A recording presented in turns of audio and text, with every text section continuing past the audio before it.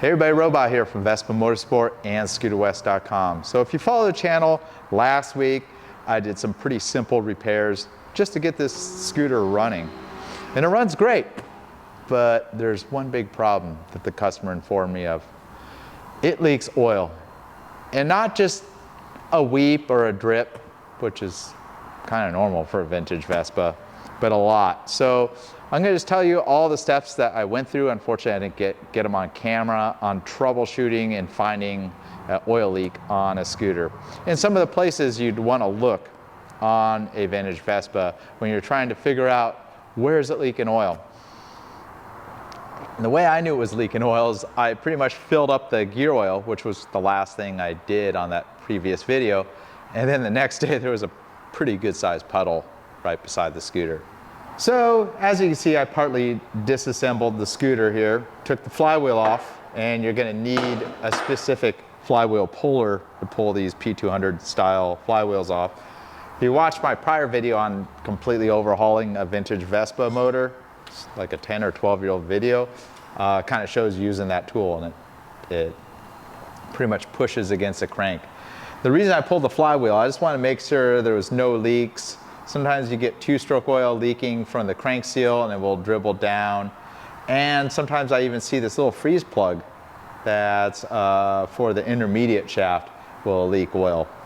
But definitely not the case, it's very clean in here. I do see a small amount of weepage all around the base gasket and around the spigot. That's pretty normal. It's a very black, gooey, greasy type of oil, and that's essentially the side effect or the blow-by of a two-stroke engine. So that's pretty normal. You're never going to really get away from that. You could seal up the base gasket a little bit, or if you go with the more modern Melosi kits, they have a flange, better designed spigot than this original style stock spigot for the exhaust. So they're sealed up a little bit better. The next step I did is everything was a little oily. I pretty much sprayed the whole motor, the outside of the motor, and same with the floorboards. I'll talk about the floorboards and when you have oily floorboards as well. I sprayed it all with like Simply Green or Royal Purple, which is a pretty heavy duty degreaser. Of course you want to dilute it, like I think I diluted about 4 to 1 and put it in a spray bottle. And then I tipped the whole scooter over and just pressure washed everything. Obviously if you're going to restart the scooter, you don't want to pressure wash your ignition system too much. This is sealed up, not really going to hurt anything, but the goal was to pressure wash all the oil and grease off the motor all around, everywhere I could get to. And then everything looked really clean. Left it parked overnight, and I kind of looked all around the motor where the highest point I saw real fresh, glossy oil. If I had a real difficult to troubleshoot oil leak, I would also put ultraviolet dye. There's a special dye you can buy from an auto parts store into the gearbox oil, and you can use an ultraviolet flashlight to kind of illuminate where you see that fresh oil from inside the motor leaking out. So some of the places I wanted to look is around the selector box gasket. As you see, it's pretty dry, my finger, that was dry. The customer put silicone all around the case gaskets, so I picked all that off. Some of the oil was going down where the case was onto that gasket, but that wasn't where the leak is.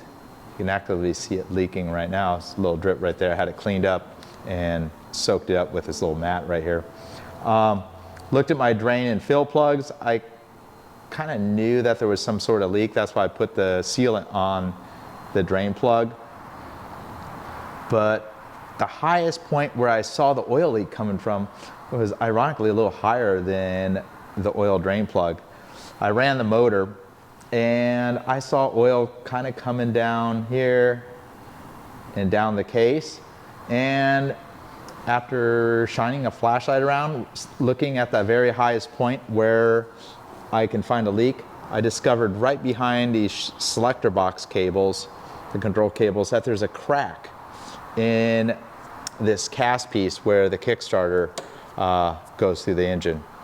That may be from just some heavy kicking. It may have been damaged from the scooter going down at some point. As you can see, there's grinding on the bolt right here, so it's definitely gone down. There's just several reasons why that could crack. It could just crack from fatigue. This scooter has some pretty high miles on it. Sometimes there's just a casting flaw in the casting of the motor. So that's a pretty good sized crack. Obviously the correct way to repair that crack would be to completely disassemble the motor and take it to a professional welder that hopefully could preheat this whole entire case, and they would probably TIG weld that, clean out the oil. It's pretty difficult sometimes to weld on a casting. It's definitely not a do-it-yourself kind of welding project. You don't really do it with a wire feed, like squirt gun style, common welder that most people think of a welder. And it's in a pretty difficult spot. Of course, if you have the engine apart, you may be able to see the crack from the inside. But that's a common place where I have seen them crack there, and I've seen them crack also on the backside where the clutch and the shaft goes through, the input shaft goes through. I've seen them have cracks in other parts from crashes, whatever. I've seen stripped out drain plugs. So that's several places where the engine could leak. Some of the other places to look where it could be a gasket is also the clutch cover itself. There's a lot of O-rings that wear out over time or harden up, and O-rings for the actual clutch shaft, you'll find that the clutch arm will be very oily. It's very dry right now, so it's definitely not leaking, but there's oil on the bottom of the engine case, so I wasn't suspecting any issue there. Another major oil leak with oil-injected Vespas, which is pretty much all the P-Series Vespa sold in North America, and many of the 70s Vespas. They have an oil tank that's right underneath the gas tank, and oftentimes the sight glass will crack, or the oil tank, the union will crack, and that's oftentimes why you see oil weeping from the seams of the frame. Unfortunately, it's really hard to clean out, and when you're looking to restore the Vespa, you definitely have to do a lot of work to clean all that oil that puddles up inside the frame, because you can't really paint over oil. You have to dry that out and degrease it pretty thoroughly. And it usually will leak on top of the muffler. You have a very oily muffler from that oil dripping through. I do think this does have a slight oil tank leak as well, because there is some of that oil that's coming through the seam, and you can even see this last floorboard rubber is kind of swollen because the oil causes the rubber to swell. So what are we going to do with this engine? Well, I spoke to the customer about it.